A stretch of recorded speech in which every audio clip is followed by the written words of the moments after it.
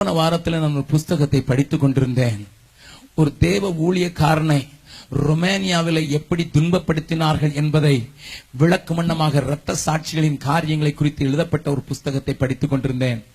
அந்த மனிதனை அடித்து அவர் யாரையெல்லாம் ஆண்டவருக்குள் நடத்தினார் என்கிற அந்த பெரிய பட்டியலை கொடுக்கும்படியாக அந்த கம்யூனிஸ்டுகள் அவரை அடித்து சின்ன பின்னமாக கிழித்திருந்தார்கள். கிழித்திருந்த அவர்களுக்கு அவர் பதில் சொல்ல மாட்டேன் என்று நின்றார். அவர் மேலே டாய்லெட் மனிதனுடைய மலத்தை எடுத்து அவர் மேலே ஊற்றினார்கள். ஊற்றி அவருடைய அந்த நாற்றத்திலே அவருடைய கைகளை பின்னாலே கட்டி அவரை ஒரு குழியிலே போட்டு எலிகளை விட்டார்களாம். இந்த கவனிங்கள். நான் வாசித்த அந்த காரியத்தை பார்த்து நடுக்கமுட்டவனாக நான் அதை வாசித்ததை நான் உங்களோடு கூட பகிர்ந்து கொள்ள விரும்புகிறேன். நன்றாக அடித்து காயப்படுத்தி இந்த சதையெல்லாம் பிளந்து போக வைத்துவிட்டு மனிதனுடைய மலத்தை எடுத்து அவனுடைய தலைவலியாக ஊற்றி அவனுடைய கைகளை பின்னால கட்டி அங்கே ஒரு குழியிலே போட்டு விட்ட பிறகு அவர்கள் எலிகளை அவிழ்த்து விட்டார்களாம். அந்த எலிகள் பசியினாலே பஞ்சத்தினாலே அடிபட்ட எலிகளாயிருந்தபடியினாலே அவனுடைய காயத்தை வந்து பிட்டு தின்ன ஆரம்பித்தது.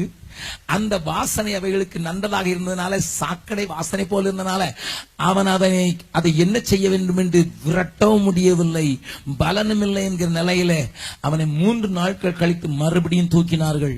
இப்பொழுது துடைப்பதற்கோ அந்த அழுக்கை மாற்றுவதற்கோ அவனுக்கு ஒன்றும் தரப்படவில்லை.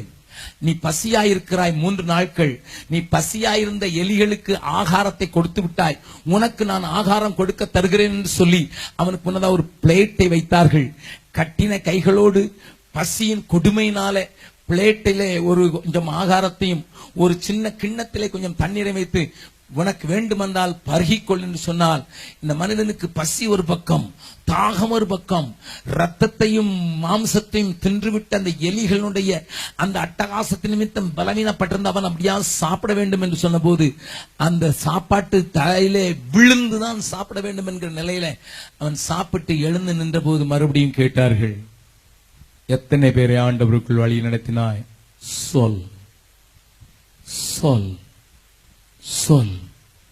அவரை ஒரு வார்த்தையும் சொல்லவில்லை. அப்பொழுது அவருடைய 7 வயது மகனை கொண்டு வந்து முன்னதாக நிறுத்தி, இப்பொழுது உனக்கு என்ன செய்தமோ அதையே உன் மகனுக்கு செய்ய போகிறோம் என்று சொல்லி அந்த ஊழியக்காரனுக்கு முன்னதாக மகனை நிறுத்தி அவனை அடிக்க ஆரம்பித்தார்கள். இவர் சொன்னார், நிறுத்துங்கள் என்று நான் சொல்லிவிடுகிறேன் சொன்னார்.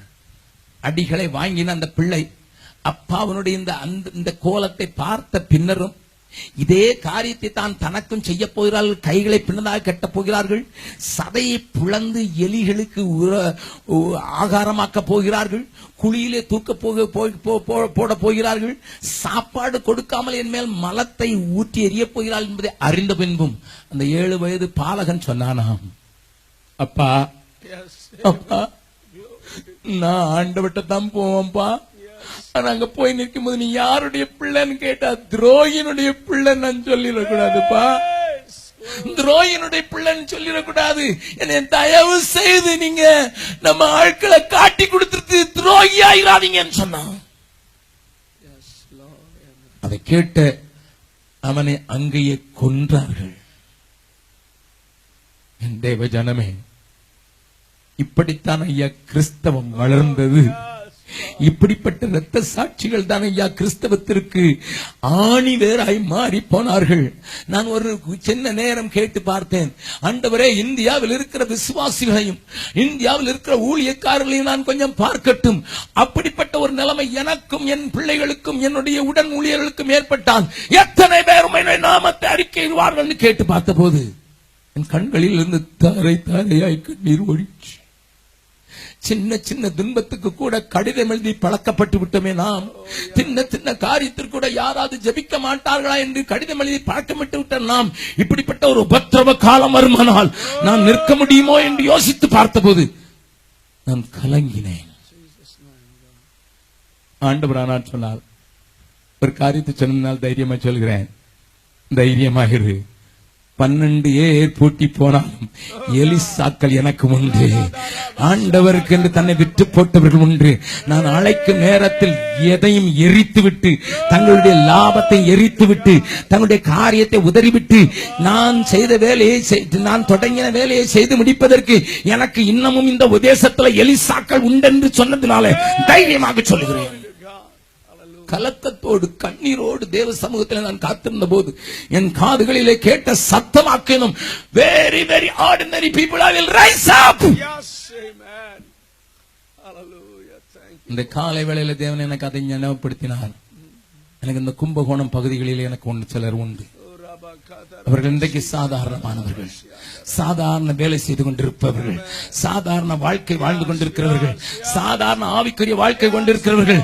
நான் அவர்களை தேடி வந்திருக்கிறேன் என்பதை மாத்திரமே அவர்களுக்கு சொல்லிவிட்டீர் என்றால், என்னுடைய கண்கள் அவர்கள் மேல பதிக்கப்பட்டிருக்கிறது என்பதை மாற்றம் காட்டிக் கொண்டு அவர்கள் எழுந்து பிரகாசிப்பார்கள். இந்த பகுதிகள் அசைந்தே ஆகும். இந்த பகுதிகளில் தேவ நாமமும், இந்த பகுதிகளை கொண்டு தேசமும் அசைந்து ஆவதற்கு தேவன் ஒரு சின்ன கூட்டத்தை வைத்திருக்கிறதை நம்பித்தான் உங்களோடு கூட பேசிக் கொண்டிருக்கிறேன். காலங்கள் சரியில்லை என்று சொல்லிவிடாதே.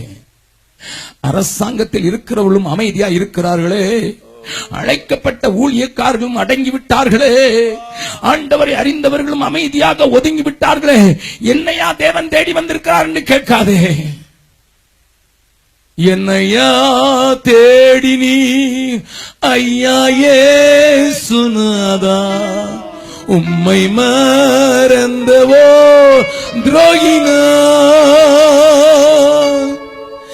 என்னையா தேடி நீ ஐயா இயேசுநாதா, அடிமை உமக்கே இனி நான். உம்மை போல் யாருண்டு எந்தன் இயேசுநாதா, இந்த பாதலத்தில் உம்மை போல் யாருண்டு, உம்மை போல் யாருண்டு எந்தன் இயேசுநாதா, இந்த பாதலத்தில் உம்மை போல் யாருண்டு. உலகம் மாமிசம் பிசாசு கடியில் அடிமையாகவே பாதினா ஜீவித்தே, நிம்மதி இழந்தேன், தூய்மையை மறந்தேன், மனம் போ நடந்தேன், ஏமாற்றம் அடைந்தேன்.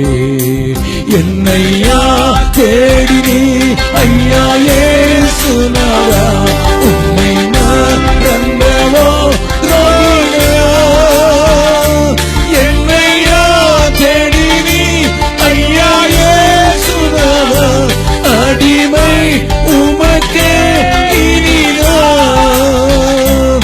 உம்மை போல் யாருண்டு எந்தன் இயேசுநாதா, இந்த உம்மை போல் யார்